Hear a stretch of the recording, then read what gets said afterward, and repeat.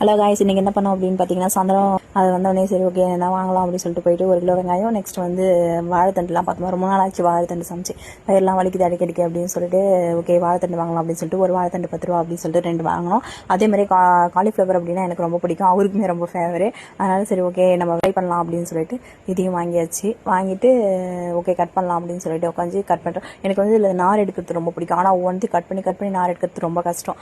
ஆனால் அதை எல்லாத்தையுமே முடிச்சுட்டு நெக்ஸ்ட் எல்லாத்தையும் பிடிச்சா கட் பண்ணி ஒரு தண்ணியில் போட்டுடணும். எல்லாம் அப்படியே வச்சோம் அப்படின்னா கற்றுடும்.